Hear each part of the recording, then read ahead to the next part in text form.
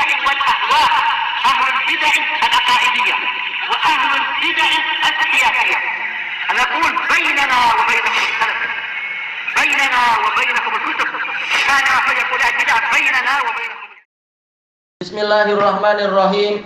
Qala al-Imam Abdul Ghani Al-Maqdisi rahimahullah, masuk bab baru, babul hibah. Bab hibah. Hibah secara mudah bahasa kita adalah pemberian, tapi lain.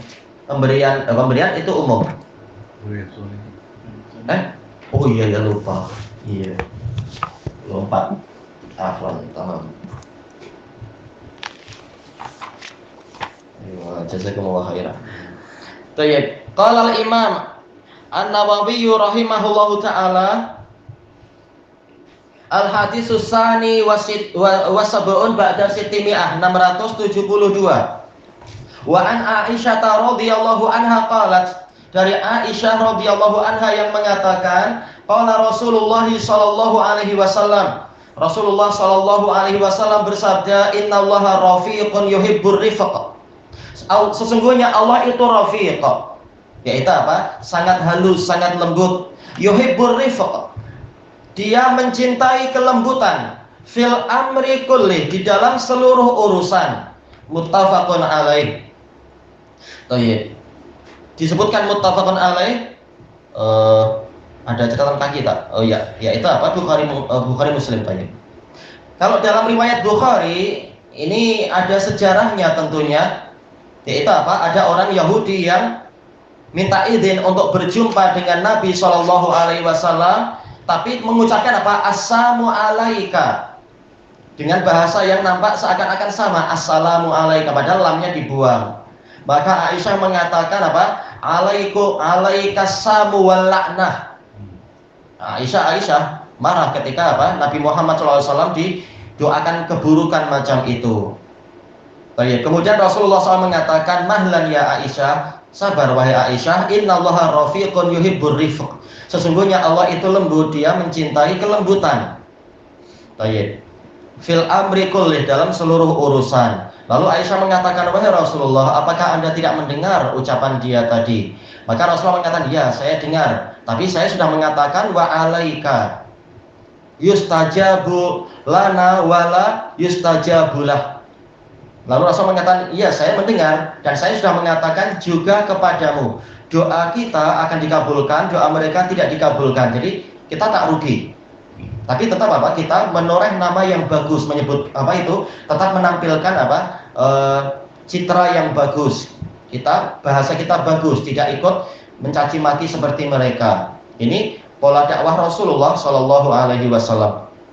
Kalau dalam riwayat Muslim, sesungguhnya Allah itu maha lembut, mencintai kelembutan dalam segala urusan. Kemudian apa? Wa innallaha yu'ti 'alal rifqi ma la yu'ti 'alal unuf wala 'ala ghairih. Kalau tak salah ada lafaz wala 'ala ghairih.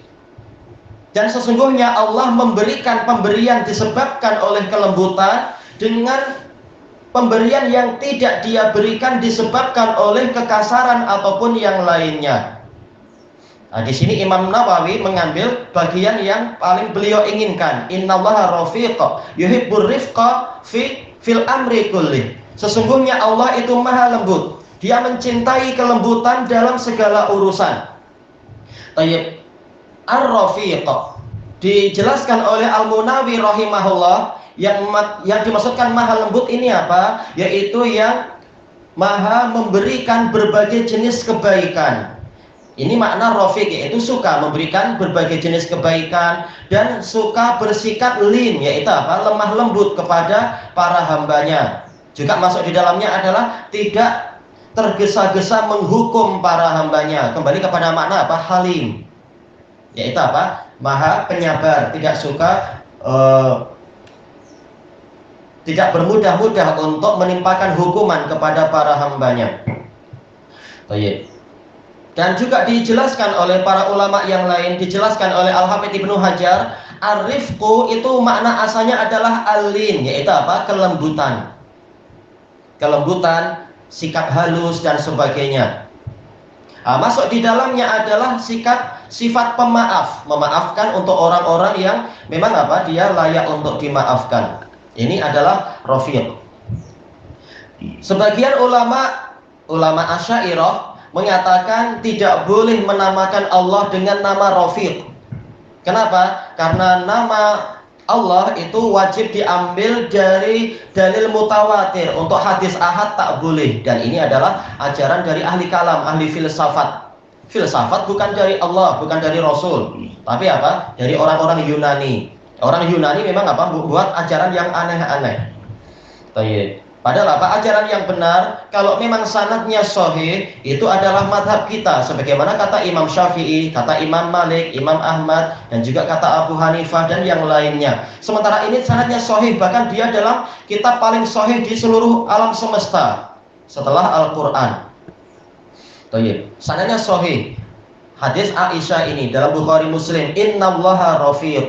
Sesungguhnya Allah itu adalah maha lembut. Dan ini nama dia. Dan apa ruginya bagi kita kalau Allah punya nama Rafiq? Engkau ingin Allah kasar kah? Justru apa? Kita gembira. Dan ini menimbulkan apa? Ketundukan pada Allah dan kecintaan kita kepada Allah. Allah adalah zat yang punya nama Rafiq. Sebagaimana dia punya nama Rahman, Rahim. Apa ruginya kita? Nama yang bagus-bagus untuk Allah Ta'ala. Al-Wadud, yang maha mencintai dan dicintai, dan seterusnya. Maka yang betul adalah ini adalah nama Allah, Ar-Rafiq. Sebagaimana ditetapkan oleh Al-Hafidz Ibnu Hajar. Makanya Ibnu Hajar, walaupun beliau banyak terkesan oleh akidah Asy'ariyah, beliau tidak taklid, tapi beliau berusaha ikut dalil, melihat yang sesuai dengan dalil, berusaha beliau ikuti. Demikian pula yang sebelum Ibnu Hajar, yaitu siapa? Imam Ibnul Wazir Al-Yamani di dalam kitab beliau Isarul Haqqi 'alal Khalq. Demikian pula yang sebelum beliau, banyak para ulama yang lain menetapkan nama Ar-Rafiq untuk Allah Ta'ala. Kalau ulama Hanabilah jelas, para ahlu sunnah wal jamaah jelas mereka menetapkan nama Allah Ar-Rafiq. Tak perlu letih-letih menggunakan peraturan ahli kalam.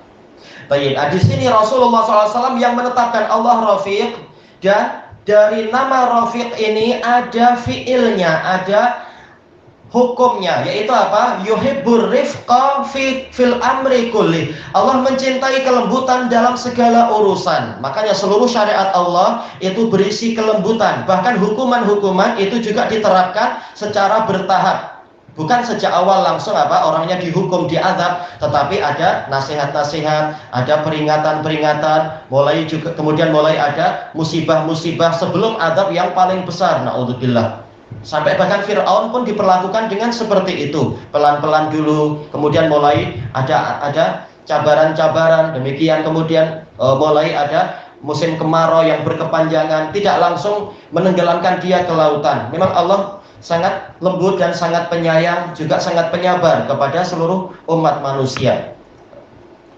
Dan inilah yang Rasulullah SAW ajarkan kepada Aisyah, lalu Aisyah ceritakan kepada para muridnya. Dan ini menunjukkan sempurnanya akal Aisyah dibanding dengan para wanita yang lain. Kenapa? Asal dari hadis ini Rasulullah SAW mentakdib, yaitu mendidik Aisyah, mengkritik Aisyah atas ketergesa-gesaan dia dalam bersikap kasar. Walaupun Aisyah ada udzur. Ini cemburu untuk Rasulullah, cemburu untuk agama Islam. Tapi kecemburuan yang tidak pada tempatnya tidak dibiarkan oleh Nabi. Walaupun itu dilakukan oleh istri tercinta. Salah tetap apa? Diperbaiki, tidak dibiarkan bersalah. Dan Aisyah langsung paham itu dan menceritakan itu kepada para muridnya. Walaupun isinya mengandungi apa? Mengandungi kekurangan Aisyah di masa lampau. Aisyah tak kisah, tak peduli, karena ini adalah agama. Beliau ceritakan apa yang layak diceritakan walaupun berisi kesalahan dia pada waktu itu. Dan ini menunjukkan kesempurnaan para salaf. Mereka menceritakan apa adanya. Sekarang apa yang diinginkan dari hadis ini dijelaskan oleh Al-Imam An-Nawawi rahimahullah dalam syarah Sahih Muslim. Di dalam hadis ini ada dalil bahwasanya Allah mencintai kelembutan. Berarti apa? Allah juga mencintai orang-orang yang lembut. Dan juga ada dorongan, ada anjuran untuk kita bersikap lembut. Makanya Rasulullah melarang Aisyah bersikap kasar terhadap kekasaran kalam orang-orang Yahudi tadi itu. Jangan dibalas dengan cara itu, tapi balas dengan lembut. Mudah-mudahan dia menjadi orang yang sadar dan baik. Dan inilah yang dilakukan oleh ahli bait Rasulullah Shallallahu Alaihi Wasallam setelah itu, setelah tahu kebenaran sebagaimana apa cicit Rasulullah. Kalau tidak salah siapa itu Ali bin Zaid bin Ali Zainul Abidin, ketika beliau dicaci maki, maka beliau mengatakan, dan ini dinukilkan oleh Al-Hafidz Ibnul Jauzi rahimahullahu ta'ala, ketika beliau dicaci maki oleh salah seorang penduduk kampung, beliau mengatakan, wahai pemuda, sabar dulu.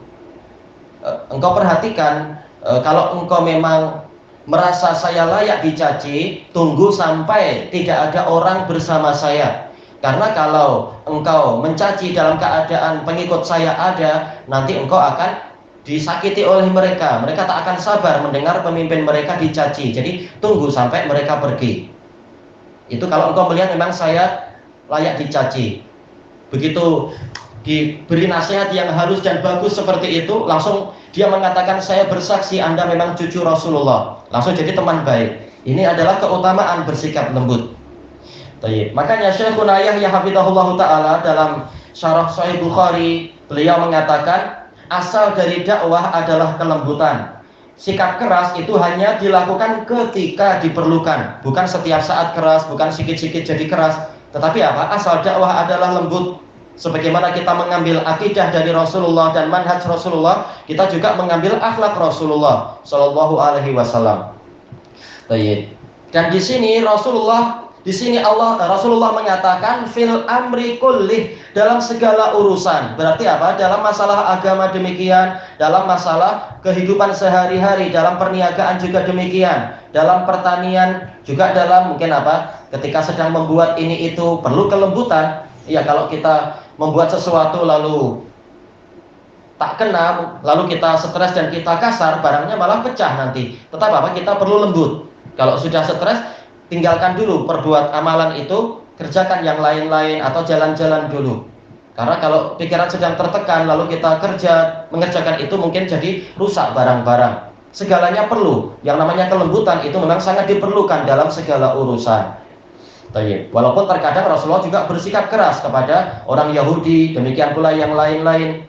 Sebagaimana firman Allah Ta'ala, ya ayyuhan nabiyyu jahidil kufara wal munafiqin waghlub alaihim. Wahai Nabi, perangilah orang kafir dan munafikin dan keraslah pada mereka.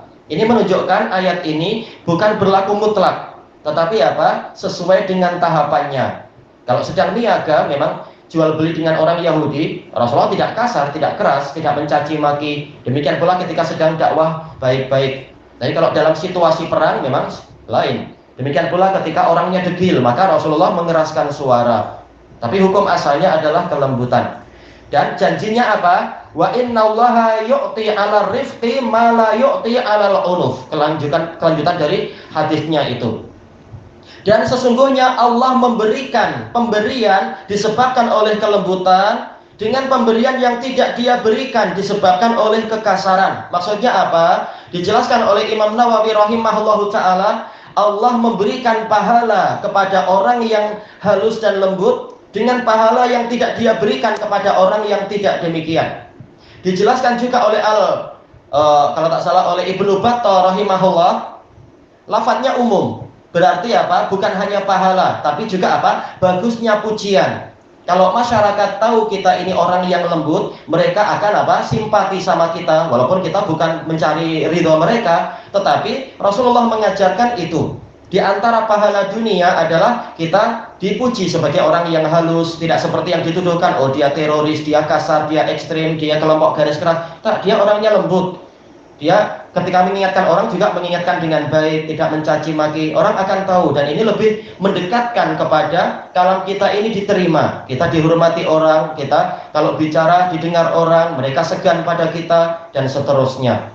Yang mana pahala-pahala duniawi ini tidak didapatkan oleh orang-orang yang kasar. Adapun kelanjutannya insya Allah kita bahas, karena lafadznya nanti akan disebutkan secara lebih lengkap di dalam number yang berikutnya. Tayyib ilahuna wallahu a'lam.